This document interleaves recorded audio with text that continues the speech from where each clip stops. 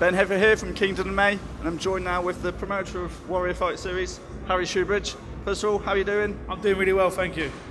Thanks for the time. I'd just like to talk to you about the last show that you've put on recently. It was a massive show. Everybody that went to it came away saying how good a show it was. The venue was incredible for MMA, especially for your third show. How did it all come about, and what are your thoughts on the show? The show itself, like you said, it was incredible. It was our third event, and we've upped our game by a mile, maybe more than a mile, I don't know. Yeah, it was huge. And we've upped our game every single event we've done, and we'll continue to do so until we can't up it anymore.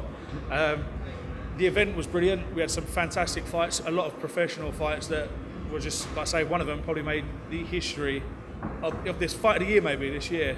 But then we've got a lot of fights on WFS 4 that's coming on August 1st. That's probably going to rival that just as much. So. And like you said there, from top to bottom, the card was brilliant. I think we had, was it Tom Mole come on in the first fight of the night and put on an amateur. Tom Mole is a fantastic amateur fighter, and he's up and coming. I think he's fighting here tonight at BC MMA, and Jack really has some great talent at the BKK Academy, and it's really great to see them developing. The amateurs are more or less almost professionals, pretty much they're there, they're ready. Like you said there, you had the potential fight of the year between Jake Boswick and Patrick Fillet. Patrick stepped in on 2 weeks' notice. We brought him over from France. It was a great international fight. Coming as a middleweight, Jake was originally going at welterweight, as the size difference was a big difference. I think Patrick was huge. He was proper stacked. He's a machine, and he dropped Jake twice with two class uppercuts. But Jake, you can't put him away. And if you can't put him away, I don't think you're going to be able to beat him. And you mentioned there that the original fight fell through, but to be honest, in my opinion, the one that you got as a replacement was a better fight. But, I agree with you. The original fight with Dwayne Hines, which obviously from 1FC, was a huge signing for myself and for Jake to fight. Main event for WFS 3, but unfortunately it fell through. Patrick stepped up. Jake, obviously, and his management just jumped at the chance anyway 2 weeks ago. Jake put on a great performance, and so did Patrick, so I'm thankful for both of them. And let's look ahead now to the next show that's been announced back at York Hall on August 1st. And you've announced a few fights already, one of them being Brad Wheeler against Jefferson George for the title. Yes. That's a big fight right there. Huge. I think that's a huge fight for UK MMA, and I don't think people realise what we've actually just got there, because Jefferson George is a phenomenal stand-up fighter, but he's actually a brown belt in jiu-jitsu as well. So if it's hard to call. And Brad Wheeler, as we know, he's been around the UK scene for a long time.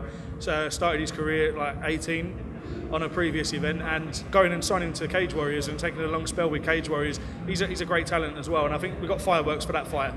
And unfortunately, that's not even the main event. I mean, we've got so many fights still to announce within the next couple of weeks. And you mentioned there about announcing fights. Have you got any exclusives you can give us right now? Let me see a little exclusive. What we're going to be announcing is Bola Omoyele will be taking on Danny Vinny on a middleweight bout. And that's going to be a class fight. Is that on the main card? It will be on the main card, yeah. That'll be one of the first fights on the main bouts. So that's definitely a good fight right there. And Bola's obviously bouncing back. He's got the win now, and should be looking to. Bola's come back now. He's got his win from his previous defeats, and now he's looking to take the middleweight division now by storm. And he's a phenomenal athlete. I mean, you only got to look at him. He trains with some phenomenal fighters as well down at Team Titan. Yeah. One being Jake Boswick, Brad Pickett, Ashley Grimshaw. The fighters that he trains with goes on and on. But then that's not to put Dan behind. He's fought all over the place, all over the world, and fought some great fighters as well. And the experience he's got speaks for itself.